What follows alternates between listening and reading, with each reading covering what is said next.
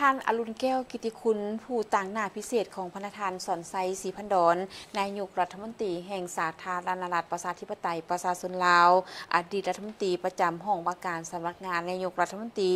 อดีตผู้ต่างหน้าพิเศษของลาวเกี่ยวกับปัญหาเมียนมาในระยะที่ลาวเป็นประธานอาเซียนในปี 2024ได้นำพาคณะผู้แทนจากลาวเข้าร่วมพิธีสาบานตนเข้ารับตำแหน่งเป็นประธานาธิบดีแห่งสาธารณรัฐสหภาพเมียนมาของพระประธานมิงอองไลน์อย่างเป็นทางการ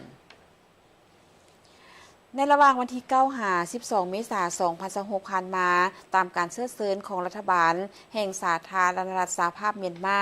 ในวันที่ 10 เมษายน 2026 ที่นครเนปิโดสาธารณรัฐสหภาพเมียนมา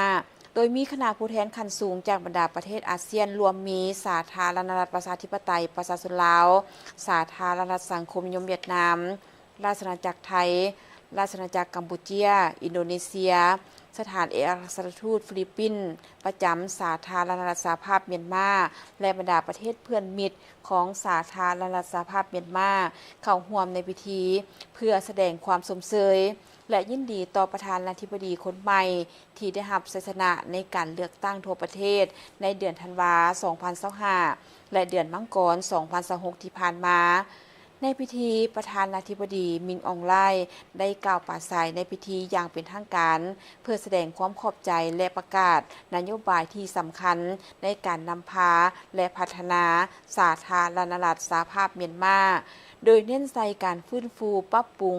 ประชาธิปไตยและความปรองดองภายในชาติเพื่อนำพาประเทศก้าวสู่อนาคตที่ดีขึ้นรวมทั้งการปฏิบัติเวียกงานเพื่อฟื้นฟูสายพัวพัน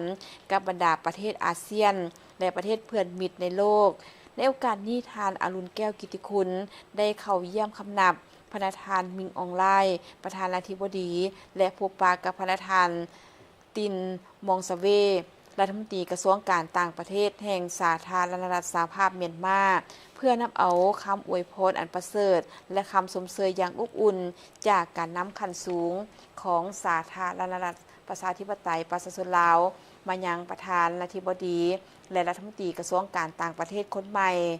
สาธารณรัฐประชาธิปไตยประชาชนลาวและสาธารณรัฐสหภาพเมียนมา